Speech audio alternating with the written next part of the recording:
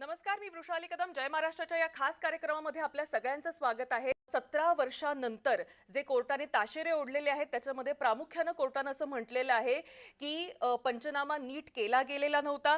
त्याचप्रमाणे तपासामध्ये अनेक त्रुटी आहेत. त्याचप्रमाणे संशयाच्या आधारावर केवळ संशय आहे म्हणून कोणालाही अटक करता येत नाही, कोणालाही दोषी ठरवता येत नाही असे कोर्टाने ताशेरे ओढलेले आहेत. आणि या सगळ्यावरच चर्चा करण्यासाठी माझ्यासोबत साध्वी प्रज्ञा सिंग ठाकूर यांचे वकील आहेत. नेमकं काय झालेलं होतं कोर्टामध्ये, कशा पद्धतीने त्यांनी त्यांची बाजू मांडली होती, हे सर्व आपण जाणून घेणार आहोत. माझ्यासोबत जेपी मिश्रा जी आहेत. खूप खूप स्वागत आपलं जय महाराष्ट्रमध्ये. जय महाराष्ट्र. जेपी मिश्रा जी, मराठीमध्ये प्रश्न विचारते. पहिली काय प्रतिक्रिया आपली? 17 वर्षांनंतर तुम्ही आज ही केस जिंकलेला आहात. 2011-12 पासून हे केस मध्ये आहे. बरं.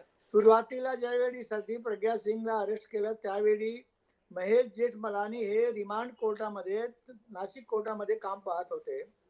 आणि नंतर ज्यावेळी चार्जशीट फाईल झाल्यानंतर कोर्टामध्ये केसमध्ये ट्रायल ज्यावेळी सुरू होतात ते त्यांनी सांगितलं मी ट्रायल नाही चालवतो. आणि ते ट्रायल खरोखर ते हायकोर्ट सुप्रीम कोर्टमध्ये फक्त आर्ग्युमेंटचे काउन्सिल म्हणून काम करतात. म्हणून ट्रायलची जबाबदारी माझ्यावर आली आणि मी ह्या केसमध्ये 2011 पासून गुंतवलेला आहे. आणि ह्या केसमध्ये हे जे केसचा जे निकाल लागलेला आहे, केसचा निकाल समाधानी अशामुळे आहे की हे केसमध्ये जे तपास यंत्रणा असतात त्यांची जबाबदारी सबूत गोळा करणं असतात. सबूत क्रिएट करणं, साबूत बनवाबनवी करणं नसतात. पण ह्या केसमध्ये एक नाही तुम्हाला 50 उदाहरण मी सांगू की तपास अधिकारीने, तपास यंत्रणेने सबूत गोळा करायच्या ऐवजी सबूत क्रिएट केलेले आहेत, बनवाबनवी खोटं सबूत तयार केलेले आहेत. आणि ते सगळे उघड झालेले आहेत कोर्टामध्ये. ज्यावेळी केस चालली, साक्षीदारांची जवानी झाली, त्यावेळी ह्या गोष्टी सगळे उघड झाली की हे सगळे सबूत बनवाबनवीची आहे. तुम्हाला पहिल्याच गोष्टी सांगतो. घटना घडली, FIR झालं. FIR झाल्यानंतर पोलीस 10 मिनिटांमध्ये घटनास्थळ पोहोचले आणि त्यावेळी 5 मिनिटांमध्ये 10,000 लोकांची भीड जमा झाली होती. आणि 5 मिनिटांमध्ये 15,000 लोक भीड जमा झाली. त्या भीड पोलीसवाल्यांवर पत्थरबाजी सुरू केले आणि वीरेश प्रभू त्यांचे एक अधिकारी होते, त्यांना मारून गटरमध्ये फेकून दिले. त्याचे ड्रायव्हरला मारून त्याला जखमी केले.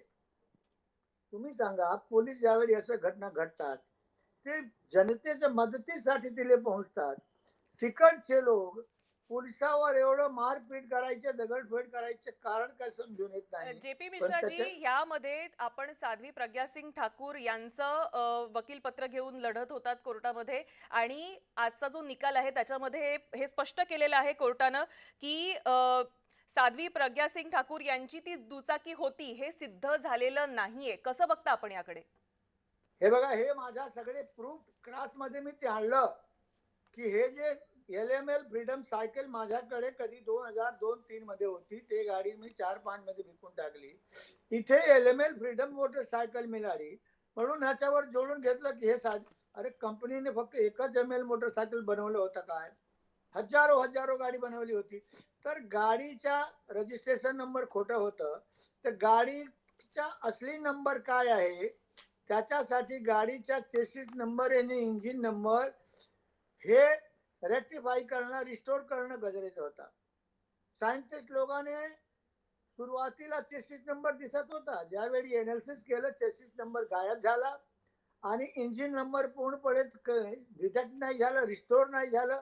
म्हणून चेसिस नंबर, इंजिन नंबर पूर्ण नाही झालं. कंपनीच्या deputy general manager, RTO, dealer, sub dealer सगळे सांगतात ज्यापर्यंत चेसिस नंबर आणि इंजिन नंबर टॅली होत नाही त्यापर्यंत तोच गाडी आहे असं सांगता येणार नाही. दुसरा बोलू, गाडी माझ्या नावावर रजिस्टर आहे. गाडी LML freedom motorcycle GJ5 VR1920 माझ्या नावाने रजिस्टर आहे. तर रजिस्ट्रेशन करायसाठी ते KYC डॉक्युमेंट द्यावं लागतात ना. राहायचा प्रूफ, आमदनीचा प्रूफ, जिथे आम्ही राहतो, आधार कार्ड, पॅन कार्ड वर सगळे द्यावं लागतात. पैसे आम्ही पार्टीला दिलं खरेदी करायचे, ते पैशाच्या काय, तर आमच्या नावाच्या RTA कडे काही रेकॉर्ड नाही की माझ्या नावाने गाडी मी रजिस्टर करून घेतलं. पण प्रश्न असा आहे की मिश्राजी, हे जे तुम्ही आता सांगताय इथं, हे तुम्ही गेली अनेक वर्ष सांगताय. त्यावेळी कोर्टामध्ये नेमकं कशा पद्धतीनं या गोष्टी घेतल्या गेल्या होत्या? नाही नाही, ऐकलं नाही बरोबर. जसं तुम्ही आत्ता सांगितलं की ह्यासाठी केवायसी लागतं, त्या माणसाचं आधार कार्ड, पॅन कार्ड किंवा त्याचे काही दस्तावेजे लागत असतात. नक्कीच तुम्ही हा मुद्दा कोर्टात देखील उपस्थित केला असेल ज्यावेळी आर्ग्युमेंट सुरू होती. त्यावेळी कोर्टामध्ये कशा पद्धतीनं हे पाहिलं गेलं होतं आणि त्यानंतर आत्ताचं हे जे जजमेंट आहे आजचं, त्याकडे आपण कसं पाहता? डीलरला गाडी रजिस्ट्रेशन करायची जबाबदारी असतो. त्याला विचारलं गेलं त्या नावाने तुम्ही कोणत्या आधारावर रजिस्ट्रेशन करून घेतलं, बोले माझ्याकडे त्याचं काही उत्तर नाहीये. वारसा कोऑपरेटिव्ह बँक सुरतचा चेक त्याला दिलेला आहे. हे वारसा कोऑपरेटिव्ह बँकचा चेक कोणी दिलं, तो कोण म्हणत होता जो आपला अकाउंटून चेक दिलं, यंत्रणाने त्याच्या काही जबाब वगैरे घेतलेले नाहीये. आणि म्हणून तपास अधिकारी फक्त LML फ्रीडम मोटरसायकल आहे. आणि तुम्हाला एक गोष्टी काय सांगतो, त्याच्यावर खोटा नंबर होता MH15P4572. पिंगले नावाच्या इसमाच्या नावाने 2001 मध्ये खरेदी केला होता. पिंगलेने कुलकर्णीला, देशमुखला, अमुकला तमुकला 10 लोकांना विकलं. हे 10 लोक साक्षीदार म्हणून तपासले गेले. एकही माणसाने नावाने ट्रान्सफर करून घेतलेले नाही. मी असा प्रश्न विचारत होते आपणास की ज्या पद्धतीनं तुम्ही हे मुद्दे या ठिकाणी मांडलेले आहेत, मग ते दुचाकीचे असो किंवा फिंगरप्रिंट्स त्या ठिकाणावरून घेतले नसल्याचे असो, हे पुरावे तुम्ही कोर्टामध्ये या देखील आधी या संदर्भात करण्यासाठी म्हणून दाखल केले असतील. त्यावेळी कोर्टाचं काय म्हणणं होतं आणि त्यानंतर आज हे जे जजमेंट आलेलं आहे, आज जो निकाल आलेला आहे, त्यामध्ये कोर्टानं याच्यावर जे शिक्कामोर्तब केलेलं आहे त्याकडे आपण कसं पाहता? ताई, हे जे काही मी गोष्टी तुम्हाला तुमच्या समोर सांगतो, हे आज मी काल्पनिक गोष्टी सांगत नाही. जे कोर्टामध्ये साक्षीदार तर साक्षी असतात, त्याच्या उलट तपासणी असतात, पुरावा निश्चित त्याला साबित करणं आमची जबाबदारी असतो. त्यावेळी जज काही बोलत नाही, तुम्ही बरोबर बोलता की चुकीचं बोलतात, ते हे सगळे गोष्टीचा एनालिसिस, त्याच्या मूल्यांकन ते ज्यावेळी जजमेंट देतात त्यावेळी करतात. आणि तुम्हाला हे सांगतो की हे जे पोलीस यंत्रणाने जे हे केलेले आहेत की कर्नल पुरोहितने पैसा गोळा, अभिनव भारत संस्था लोकांच्याकडून डोनेशन घेतलं. त्याचे खजिनदार आरोपी नंबर 6 अजय राहिरकर होते. ते ए ना दिले, बी ना दिले पैसे. कोणतरी ट्रस्ट आहे, हे जे ट्रस्ट आहे ना, बॉम्बे ट्रस्ट आहे, खाली चॅरिटेबल ट्रस्ट रजिस्टर्ड आहे. आणि चॅरिटेबल ट्रस्ट म्हणून लोकांच्याकडून पैसे घेतलं आणि कोणाला दिलं XYZ ला, हे सामान्य गोष्टी आहेत. पण तपास यंत्रणाला का प्रूव्ह करायचे आहे की हे पैसे आतंकवादी गतिविधीसाठी यूज झालं, पैसे गोळा केले गेले हे प्रूव्ह झालं. ते स्वतः सांगतात कर्नल पुरोहितने त्याच्या LIC पॉलिसी घेतलं. अरे LIC पॉलिसी घेतलं ते कदाचित चुकीच्या तुमचे आरोप होऊ शकतात की ह्याने पैसा नाही घेतला पाहिजे होता आणि तरी सुद्धा ट्रस्टचा पैसा घेतलं. पण एकही पैसा गैरकायदेशीर कायद्यामध्ये आतंकवादी गतिविधीमध्ये यूज झालं असं काही प्रूव्ह करू शकले नाही. नक्कीच, तर काही प्रूफ करू शकले नाहीत असं तुम्ही म्हणताय. माझं तेच म्हणणं आहे की पहिल्यांदा ज्यावेळी हा निकाल बाहेर आला, तुम्ही वकील म्हणून तुमची काय भावना होती आणि ज्यावेळी तुम्ही हे साध्वी प्रज्ञासिंग ठाकूर यांना हे कळवलं, त्या ठिकाणी त्या उपस्थित होत्या, काय पहिली भावना होती? वाटलेलं होतं निर्दोष मुक्तता होईल? होय, पूर्ण माहिती होतं का की हे जे काही इव्हिडन्स आहे, इव्हिडन्सच्या आधारावर आम्ही आकलन करतो. इव्हिडन्स कन्व्हिन्स करण्यासारखा नाही आहे, इव्हिडन्स कन्व्हिन्सिंग अँड कोजंट इव्हिडन्स नाही आहे. मग असं नसताना कसं कन्व्हिक्शन होईल? बरं, भगवा दहशतवाद हा या बॉम्बस्फोटामध्ये असा जेव्हा या संदर्भात सुनावणी चालू होती त्या संदर्भात उल्लेख झालेला होता. सुनावणी दरम्यान असा कुठला विषय निघाला होता आणि भगवा दहशतवाद हा विषय केव्हा निघाला नेमका? सुनावणीच्या कुठल्या टप्प्यावर निघाला? भगवा दहशतवाद सुरुवातीपासून आहे. ज्यावेळी सुरुवातीपासून जे जे काही वेळी आम्ही बेल ऍप्लिकेशन वगैरे केलं, डिस्चार्ज ऍप्लिकेशन, त्यावेळीपासून आहे की हे भगवा आतंकच्या हे जे कट आहे त्याच्या खाली हे सगळे केले गेलेले आहे. सुरुवातीपासून आहे. पण आता ज्या पद्धतीचे पुरावे आणि सादर झालेले आहेत आणि ज्या पद्धतीचा निकाल आलेला आहे, असं वाटतं की तुम्ही जी मेहनत घेतलेली होती, जे पुरावे सादर केलेले होते त्याला यश मिळालेलं आहे? संतुष्ट आहात तुम्ही? नक्की आहे, आम्ही संतुष्ट आहे, पूर्ण संतुष्ट आहे. पण एक एक अशी खंत वाटते का की इतकी वर्ष 17 वर्ष लागली हा निकाल यायला, तोपर्यंत 17 वर्ष साध्वी प्रज्ञा सिंग ठाकूर असो किंवा कर्नल पुरोहित असो यांनी जे सहन केलं आहे त्याची सीमाच कोणाला आखता येणार नाही. त्या संदर्भात काय सांगाल? खरं म्हणजे हे 17 वर्ष लागायचे मागे असं एक कारण आहे. तुम्हाला 2 मिनिटं मला टाइम द्या. बोला. या केसमध्ये 12 आरोपी अरेस्ट केले गेले. एकही आरोपीच्या विरुद्ध एकही चार्जशीट नाही होतं.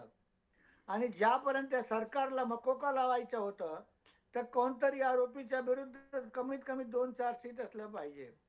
राकेश धावडे पुण्याचा इसम आहे, त्याला 2 नोव्हेंबर 2008ला अरेस्ट केलं.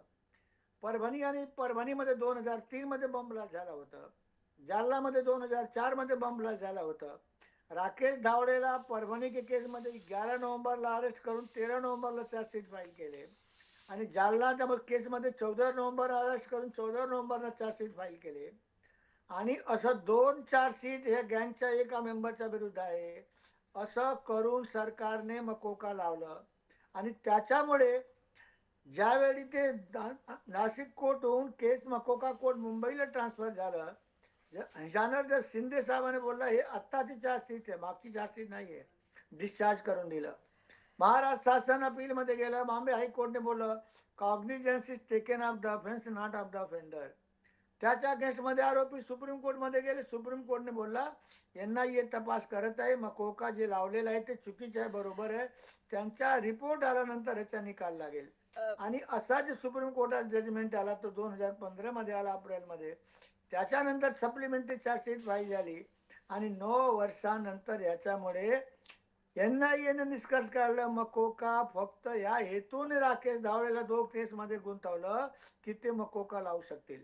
या हेतूने 2 केसमध्ये लावलं. आणि राकेश धावडेच्या विरुद्ध केसच नाही चाललं, तो डिस्चार्ज झालं चार्जेस वेळी की त्याच्या विरुद्ध काही पुरावाच नाही होतं. हे बरं म्हणून JP सांगतो हे सगळे बनवाबनवीची केस आहेत. बरं JP मिश्राजी, तुम्ही तुमच्याकडे जे वकीलपत्र होतं ते साध्वी प्रज्ञा सिंग ठाकूर यांचं होतं. साध्वी प्रज्ञा सिंग ठाकूर यांना आमच्याकडे 2 लोकांचं वकीलपत्र आहे. आरोपी नंबर 1, 2, 3, 6. आमचे आरोपी 2 आणि 3, 4च्या वेळी डिस्चार्ज झाले आणि आम्ही आतापर्यंत आरोपी नंबर 1 आणि 6चा केस लढत होतो. बरं, या सगळ्यामध्ये असं म्हटलं गेलं होतं की साध्वी प्रज्ञा सिंग ठाकूर यांना टॉर्चर केलं गेलं होतं, त्यामुळे त्यांची प्रकृती देखील खालावली होती. याबद्दल सुनावणीमध्ये कधी चर्चा झाली का? काय सांगाल? होय होय हो, एकदा नाही. ज्यावेळी नाशिक कोर्टामध्ये रिमांडमध्ये घेऊन जात होते, कोर्टामध्ये त्यावेळी पण त्यांनी ऍप्लिकेशन केलेले आहेत. त्यावेळी पण नाशिक कोर्टामध्ये CGM कोर्टामध्ये पण त्यांनी हे केलेलं आहे, अफिडेव्हिट फाईल केलेलं आहे. कोर्टामध्ये त्या ग्राउंडवर ऍप्लिकेशन फाईल केलेलं आहे. आणि केसच्या सगळे साक्षींचा तपास पूर्ण होतात त्यावेळी जे अरविंद सावंत आणि दुसरे अधिकारी कोर्टामध्ये साक्षीदार म्हणून आले, त्यांना आम्ही बोललो तुम्ही त्यांना टॉर्चर केलं. 11 ऑक्टोबर पासून 22 ऑक्टोबर पर्यंत चुकीच्या कस्टडीमध्ये, खोटी कस्टडीमध्ये ठेवून मारलं आणि नंतर 23 ऑक्टोबरला तुम्ही अरेस्ट दाखवलं. आणि ज्यावेळी 313 अंततोगत्वा आरोपीचा स्टेटमेंट असतो की तुम्हाला हे सगळे साक्षीदाराबद्दल काय आहे, साध्वी प्रज्ञा सिंग ठाकूरने हिंदीमध्ये लिहून आपली सगळी यातना सांगितलेली आहे त्याच्यामध्ये. आणि यातनामध्ये असं काय काय, तुम्ही महिला आहे, तुम्हाला समोर बोला वाटत. त्यावेळी 2008 मध्ये नरेंद्र मोदी ते मुख्यमंत्री होते. अमुकाबरोबर कसे, मी सगळ्यांचं नाव घेत नाही. तुम्हाला किती पैसे दिलं, तुम्ही अमुकाचं नाव घ्या की त्यांच्या सांगण्यावरून तुम्ही बॉम्बस्फोट केलं आणि म्हणून त्याला मारहाण एवढं कर. झोपे मस्तात झोपेन उठून मारायच्या, पाणी टाकून मारायच्या. आणि अंततोगत्वा ताई, सगळे अधिकारीचं मी नाव नाही घेत नाही, ते चुकीचं होईल. बोलले याला नंगा करून मारा असं नाही ऐकणार आहेत. निर्वस्त्र करून मारलेला आहे, चार बाजूचे 5 ऑफिसर घेरून. हे सगळे मी सांगत नाही, कोर्टाच्या रेकॉर्डमध्ये त्यांनी लेखी हिंदीमध्ये आपली यातना सांगितलेली आहे, आज सांगत नाही. हे ऐकतानाच एवढं भयंकर वाटतंय. आणि कोर्टामध्ये या संदर्भात स्टेटमेंट वाचलं ना, स्टेटमेंटमध्ये ते हिंदीमध्ये ज्यावेळी मला लिहून दिलं ना, मी रडत होतो. एक साध्वी माणूस आहे, त्याला 4-5 पुरुष ऑफिसर चारो बाजूसे घेरून आणि नागडा करून मारणार, हे कसलं पद्धती आहे? मारा ना, पण नागडा करून मारायचा. त्याची इज्जत नाहीये. एक महिलाला त्याची इज्जत पेक्षा बाकी काही नाहीये. आणि तो पण तुम्ही एक साध्वीला सयात्रा देतात. आणि जो मोटरसायकलवर झाशीची राणी सारखा चालायचा, झाशीची राणी सारखा चालायचा, आणि आणि तो आता एकदम लंगडा लुला झाला. सगळे एकही अंग असा नाहीये ज्या मारून तोडलेलं नाहीये. काय पुरावा पाहिजे याच्यासाठी? शारीरिक दृष्टीने दिसतात ताई. आम्ही त्यांना व्हीलचेअरवर देखील पाहिलं होतं ज्यावेळी सुनावणी. होय होय होय, व्हीलचेअरवर पाहिलं होतं, पाहिलेलं आहेत ना. आणि हे आपोआप तर नाही झालं, सगळे पोलीस कस्टडीमध्ये गेल्यानंतर झालं ना. ते हे ह्याच्यासाठी पुरावा काय त्यांनी यातना नाही केलं. यातना केलं म्हणून त्यांना व्हीलचेअरवर बसायची गोष्टी आली. आणि सध्या पण सगळे औषधोपचार नेहमी चालू आहेत, म्हणून ते काय चालू फिरू शकतात. म्हणजे तुम्ही असं म्हणताय की साध्वी प्रज्ञासिंग ठाकूर यांनी नाव घ्यावं कोणाचं तरी म्हणून त्यांना इतकं प्रेशराईज केलं गेलं होतं? होय होय होय, त्यांनी लेखी दिलेलं आहे. मी काय काल्पनिक गोष्टी सांगत नाही. पण तुम्ही अमुक अमुक अमुक मोठ्या नेत्याचं नाव घ्या, तुम्ही त्यांच्या सांगण्यावरून तुम्ही हे सगळे केलं, आणि म्हणून त्यांना एवढं मारपीट करायचं. त्यांनी काही कबूल नाही केलं. मी असं केलेलं नाही, खोटं नाव नाही घेणार. बरं, हे सगळं चालू ज्यावेळी होतं आणि ज्यावेळी कोर्टामध्ये या गोष्टी त्यांनी लिखित स्वरूपामध्ये सादर केल्या होत्या, त्यानंतर मानव हक्क आयोग आहेच की, त्यांनी काय याच्यामध्ये इंटरव्ह्यू नाही केलं? या संदर्भात हे काहीच जे विचारणा सगळे केली हे गेली जे नाही? सगळे हे कायद्याच्या तरतुदीमध्ये नियमाप्रमाणे हे सगळे गोष्टी एकदम शेवटी सांगायची संधी मिळतात. ज्यावेळी पोलीस यंत्रणाच्या तर्फे जे साक्षीदार तपासले जातात, त्यावेळी तुम्हाला फक्त जे बोलले त्याच्या क्रॉस करायचे असतात. आणि सगळे साक्षीदार संपले त्यावेळी हे करायचे असतात, तुम्हाला काय बोलायचं आहे, ए साक्षीदारने असं बोललंय, बी ने असं बोललंय, सी ने असं, तुम्हाला मग ते सगळे खुलासा करतात. आणि ज्यावेळी तुम्ही मानव हक्क सांगतात ना, ज्यावेळी ते पोलीस कस्टडीमध्ये होते, राज्यसभाचे सांसद बलबीर पुंज, नाव घेऊन सांगतो, त्यांनी त्यांच्यातर्फे मानव हक्क समितीकडे तक्रार केलेली आहे. आणि पोलीस अधिकाऱ्यांना नोटीस गेलं आणि त्यांनी त्याचा जबाब दिलेला आहे. त्याने बोलले फक्त नाकारलेलं आहे, खोटं खोटं खोटं. आणि त्याच्यामध्ये पण सांगितलं आहे की त्यावेळी हे गाडी रामजी कलसांगरकडे होती, कबूल केलेलं आहे डीसीपी त्यावेळचे. मानव हक्काच्या पुढे बलबीर पुंज त्यावेळीचे राज्यसभा सदस्य, त्यांनी हे त्यांच्यातर्फे तक्रार केलेले होते बरं, त्यांची यातनाबद्दल. पण त्यात वकील म्हणून तुमच्याशी सुद्धा काही गोष्टी बोलत असतील, काय म्हणजे मानसिकतेतून त्या जात असतील? काय हे आपली जे भावना बोललो होती ना, त्यांच्याशी मी इंटरॅक्ट बोललो करताना? ना, जे 313चं स्टेटमेंट त्यांनी दिलं ते मला सांगितलं, त्याप्रमाणे मी तयार करून कोर्टामध्ये फाईल केलं. आणि त्यांच्या सगळे यातना ऐकून, त्यांचे सगळे गोष्टी ऐकून मला एक मनुष्य म्हणून, आम्हाला एक एक इन्सान म्हणून असं कळलं की हे बाईला फक्त भगवाधारी आहे. फक्त एबीव्हीपीच्या मध्य प्रदेशची संघटन मंत्री होती आणि त्याच्याकडे एक मोटरसायकल होता म्हणूनच त्याला फसवलं, हे माझा स्वतःचा मत बनला.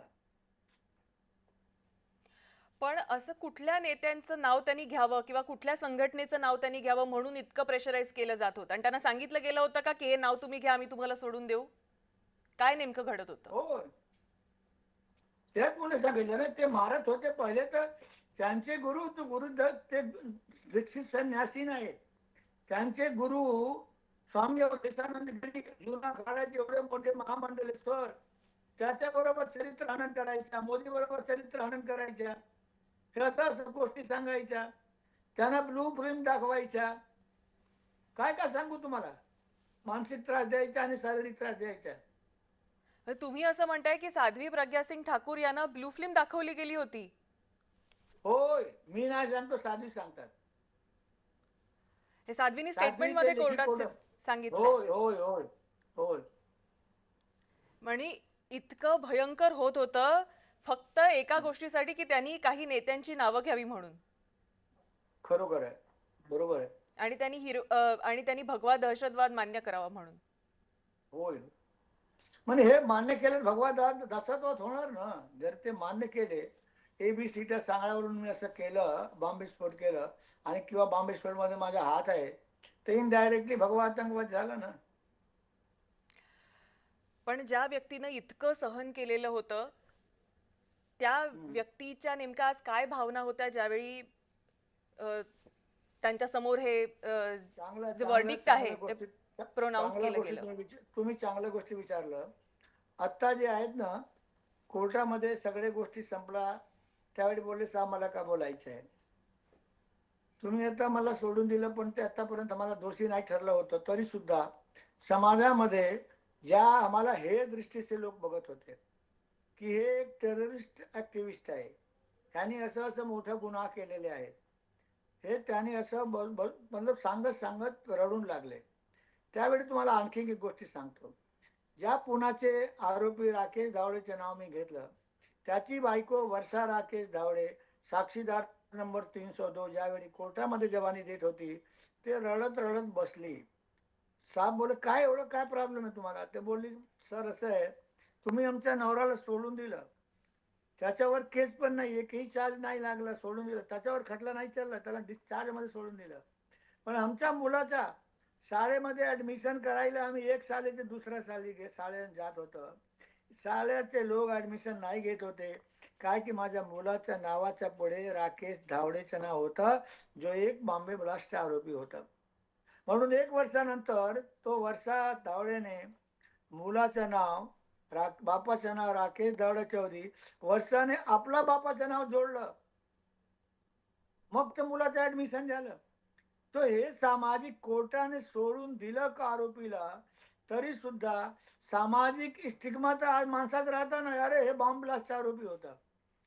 कोर्टाने सुटल्यानंतर पण हे राकेश धावडे असा रडत होता त्याची बायकोवर. आणि तुम्ही सांगा कोणाच्या मुलाच्या ऍडमिशन ह्यामुळे नाही होत आहे की की त्याचा बाप एका केसमध्ये आरोपी होता आणि तो सुटला सुद्धा, त्याच्यावर खटला पण नाही चाललं, म्हणून त्याची आई आपला बापाचं नाव मुलाबरोबर ठेवतात, म्हणून त्याचं ऍडमिशन होतो. हे किती मानसिक त्रास आहे ताई. पण या सगळ्यामध्ये साध्वी, प्रज्ञा सिंग आणि त्यांच्या वतीनं तुम्ही नुकसान होय, भरपाईची मागणी करणार का? नुकसान भरपाई असं काही कायद्यामध्ये तरतूद नाही नुकसान भरपाई करायच्या. पोलीस यंत्रणा जे करतात त्याला ह्यासाठी ते अधिकार आहेत, ते बोलतात आम्ही आमच्या बुद्धीप्रमाणे केलं, ते म्हणून कोर्टामध्ये निकाल दिला. कोर्टाने आदेश दिला असतात तर होतात, लेकिन एक गोष्टी येतात तुम्ही म्हणू शकता, त्या ज्या अधिकारीने चुका केलेल्या आहेत, जाणून बुजून चुका केलेल्या आहेत, मी आपल्या आयुष्यामध्ये पहिल्यांदा तर ह्या कोर्टाने त्या आरोपी लोकांच्या, त्या अधिकारी लोकांच्या विरुद्ध तपास करून त्यांच्या विरुद्ध योग्य कारवाई करावा असा आदेश दिलेला आहे. बरोबर. पण हे कोर्टाने जे अधिकारी लोकांना चुका केलेल्या आहेत त्यांच्या विरुद्ध इन्क्वायरी करून त्यांच्या विरुद्ध योग्य ती कारवाई व्हावं असा आदेश दिलेला आहे. तुमच्याकडे केवळ साध्वी यांचंच आरोपपत्र नव्हतं तर इतर आरोपींचे देखील होतील, त्यांचा देखील अशाच पद्धतीनं छळ होत होता जसा साध्वींचा होत सगळे होता? सगळे सगळे सगळे सगळे आरोपी बोललेले आहे. एकही असा आरोपी नाही आहे ज्याला अरेस्ट करून आणायच्या आणि काही दिवस इलिगल कोठडीमध्ये ठेवायच्या आणि मारपीट करायच्या, नंतर अरेस्ट दाखवायच्या. एकही आरोपी असा नाही ज्याच्या बरोबर असं कृती झाली नाही.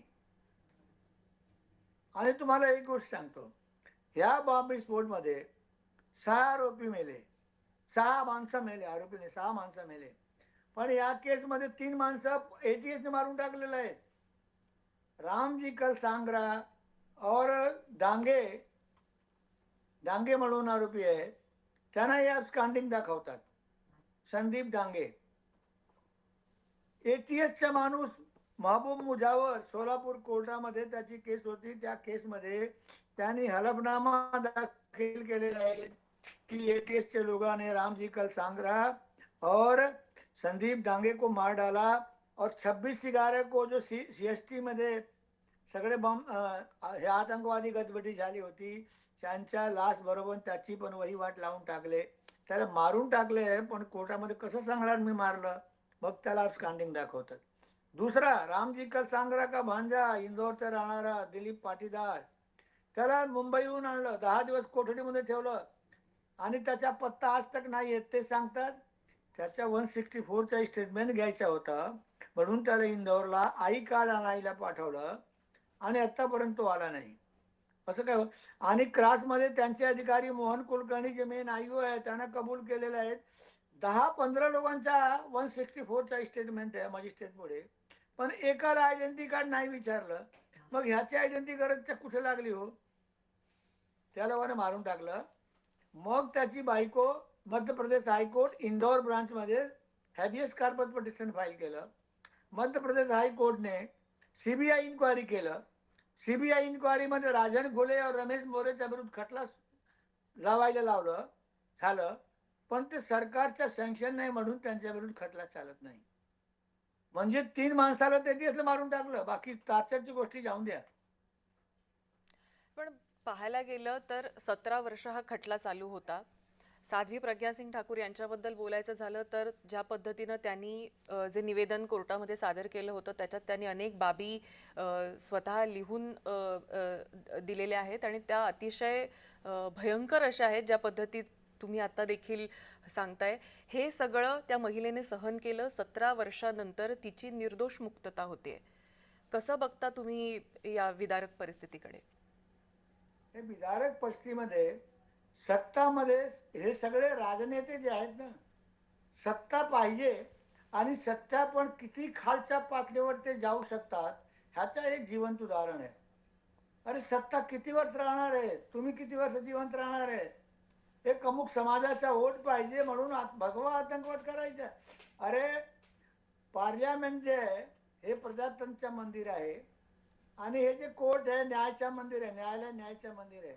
कल पार्लियामेंटच्या क्या बोलते हैं अपना प्रजातंत्र मंदिर मध्ये भारताचे गृहमंत्रीने बोलला ना, हिंदू आतंकवादी नहीं हो सकता है.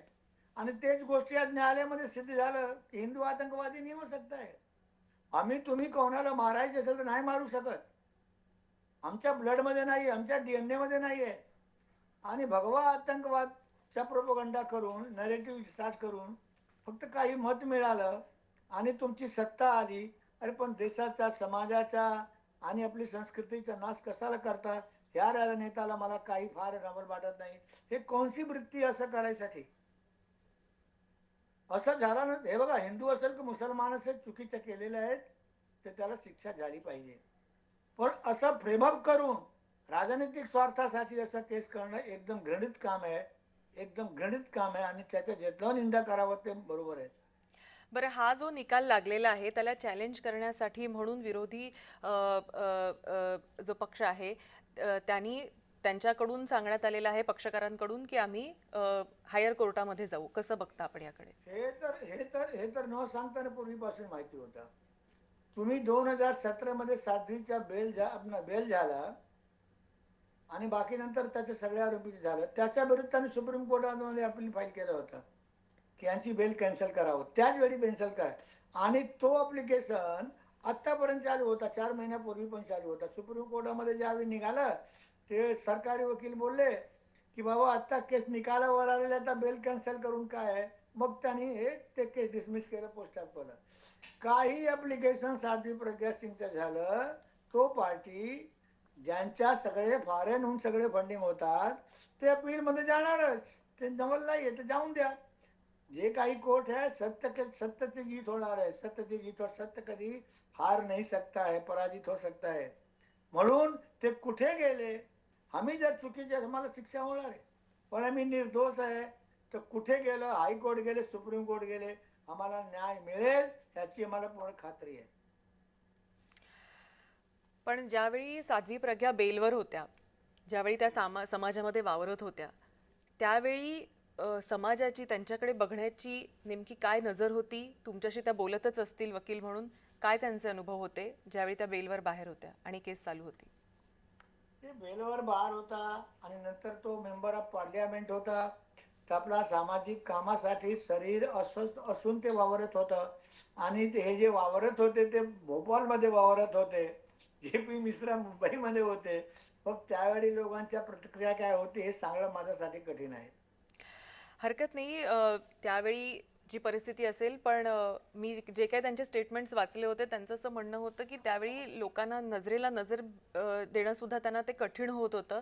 एकतर शारीरिकरित्या देखील त्या प्रचंड नाजूक झालेल्या होत्या इतकं सगळं सहन केल्यानंतर, आणि एक लोकांचा बघण्याचा जो दृष्टिकोन होतो तो झेलणं हे त्यांच्यासाठी कठीण झालेलं होतं. दरम्यान ह्या सगळ्याचा जो निकाल आलेला आहे, त्यांची निर्दोष मुक्तता नक्कीच झालेली आहे. मात्र 17 वर्षांचे जे घाव आहेत ते भरून कसे निघतील हाच खरा प्रश्न आहे. जे.पी. मिश्राजी. ताई, आज तेच गोष्टी ते सगळे प्रक्रिया पूर्ण झाल्यानंतर कोर्टाच्या बॉक्समध्ये बसून माननीय लाहोटी साहेबाच्या समोर तेच गोष्टी सगळे सांगितलं. याचा तुम्ही सांगतात ना, आणि ते सांगत सांगत रडून लागले. तर त्यांनी शारीरिक आणि मानसिक दोघेही गोष्टीने प्रतारणा झालेल्या आहेत. आणि हे मानसिक गोष्टी आहे ना, या जे केसमध्ये गुंतवलं गेलं, ज्यांना ताळना दिलं गेलं, जे काही सगळे खोटं नाटं आरोप केलं गेलं, त्याच्यामुळे समाजामध्ये प्रतिष्ठा तर गेली ना. एक प्रतिष्ठित माणसाचा आबरू गेलं, प्रतिष्ठा गेली, याच्यापेक्षा मोठी सजा काय होऊ शकत नाही. म्हणून ते फार दुखी आहे. आणि ते गोष्टी बोलत, ज्यांनी आम्हाला सगळे केलेले आहेत त्यांना मी काय करणार किंवा नाही, पण देव त्याला शिक्षा नक्की देणार. देव त्याला शिक्षा नक्की देणार, जे आम्हाला असं सगळे केलेले आहेत. डिवाइन असं त्यांनी जस्टिस, सगळ्यात डिवाइन जस्टिसवर तुमचा विश्वास आहे किंवा तुमच्या अशील जे आहेत त्यांचा विश्वास आहे. मात्र या सगळ्यामध्ये ज्यावेळी आता हा निकाल समोर आलेला आहे त्यानंतर वकील म्हणून तुम्हाला असं वाटतं का की जे दोषी आहेत, ज्यांनी हा छळ केला गेला होता त्यांच्यावर, जे मानवतेच्या कुठल्याही कक्षेच्या मध्ये बसत नाही आणि भयंकर अशा पद्धतीचा हा छळ झालेला आहे, त्यांनी स्वतः लिहून दिलेला आहे, कोर्टाने शिक्कामोर्तब केलेल्या त्या निर्दोष आहेत, अशा प्रसंगी ते जे अधिकारी होते त्यांच्यावर कुठल्या पद्धतीची कारवाई केली गेली पाहिजे आणि त्यासाठी म्हणून तुमचं पुढचं पाऊल काय असेल? हे जे अधिकारी हे सगळे चुकीचे केलेले आहेत, म्हणून न्यायाधीश महोदयाने असा आदेश दिला आहे की याची इन्क्वायरी करून त्यांच्या विरुद्ध योग्य ती कारवाई करावं. आता सरकार काय इन्क्वायरी करतात, इन्क्वायरी मध्ये काय निष्पन्न होतात, हे भविष्याची गोष्टी आहेत. पण एक गोष्टी, आम्ही सगळे देव देवताला माना आहे, भगवानला मानणारे लोक आहे. हे ह्या मॅटेरियल वर्ल्ड मध्ये, सांसारिक वर्ल्ड मध्ये, सांसारिक जगामध्ये त्यांना शिक्षा झालं की नाही झालं हे मला सांगता येणार नाही. इन्क्वायरी मध्ये काय निष्पन्न होईल, पण देव कोणतरी माणूस चुका केला त्याला शिक्षा भोगावत लागतात. देव कोणाला सोडत नाही. देव आणि कोणाला ज्यांना चुका केलेल्या आहेत, हा बोला. बोला, पूर्ण करा आपलं वक्तव्य. हा, म्हणून देव कोण चुका करणार ना, न्यायालयाकडून कधी कधी दोषी माणसं पण सुटू जातात. काय सबूतच्या भावामध्ये सरकारी यंत्रणा जर सबूत नसेल तर कोर्ट जो आहे सबूतच्या आधारावर सजा देतो. आणि इकडे जे जे काही सबूत गोळा केले गेले, सगळे सबूतची सगळे साक्षच्या हवा निघाली, ते सगळे सबूत खोटं निघाले म्हणून सोडलेलं आहे. असं नाही की सबूत नाही होतं. सबूत जे यंत्रणाने गोळा केलं होतं ते सगळे सबूत खोटं निघाले म्हणून कोर्टाला सोडलं. आणि म्हणून एक साध्वी म्हणून साध्वीजींनी कोर्टापुढे म्हणाला की मला देवावर भरोसा आहे, ज्यांनी माझ्या विरुद्ध चुकीच्या गोष्टी केलेल्या आहेत देव त्यांना शिक्षा देईल. धन्यवाद जे.पी. मिश्राजी, आपण आमच्याशी बोललात आणि आपल्या भावना व्यक्त केल्यात. तर जे.पी. मिश्रा हे साध्वी प्रज्ञा सिंग ठाकूर यांचे वकील होते आणि त्यासोबतच इतर 3 ते 4 आरोपी यांचं त्यांनी आरोपपत्र घेतलेलं होतं. त्यांच्या वतीनं ते वकिली करत होते आणि आपली बाजू मांडत होते आणि अखेरकार त्याला यश आलेलं आहे आणि आज सर्व 7ही आरोपींची निर्दोष मुक्तता झालेली आहे. दरम्यान प्रश्न हाच उरतोय की 17 वर्षांनंतर खरं तर हा निकाल लागलेला आहे, त्यामुळे 17 वर्ष ज्यांची निर्दोष म्हणून आता सुटका होते त्यांनी जे भोगलेलं आहे किंवा त्यांच्या कुटुंबियांनी जे भोगलेलं आहे ते भरून कसं निघणार, हाच प्रश्न शेवटी अनुत्तरित राहतो. वेळ झाली आता इथेच थांबायची, कुठेही जाऊ नका, पाहत राहा फक्त जय महाराष्ट्र.